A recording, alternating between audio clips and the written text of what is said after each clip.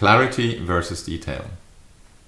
When I observe leaders communicate to their organizations, I often see that when they want to be clearer in their communication, they add more detail. And they think by adding more detail, they add more clarity. What I want to invite you to do with this oblique strategy is to separate the two questions. More or less clarity, more or less detail. They don't necessarily correlate.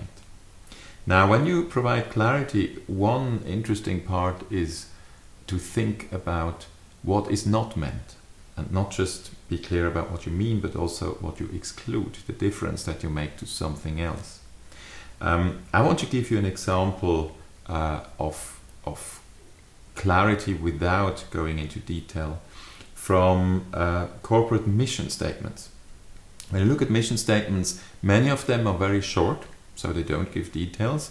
I once worked for a company that said, "Shape the future" is our mission.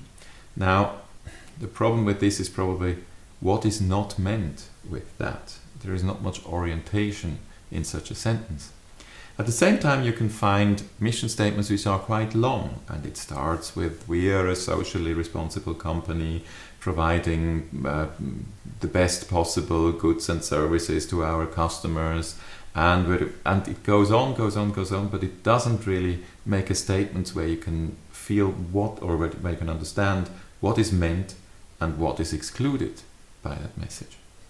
Now, by contrast, I was very impressed by a mission statement that BMW put on their website, I think it was in 2006, and it stayed there for over 10 years. And the statement went like that. They said, we produce premium goods and services in the area of individual mobility. It's a very short sentence, not a lot of detail. But what they mean is, whatever we do is premium. So even if we produce small cars in that sector, our cars are premium.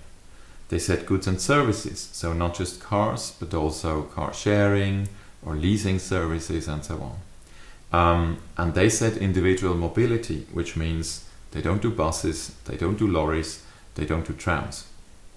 And by the way, there is a very important empty space at the end of that statement, because the statement doesn't say anything about the combustion engine.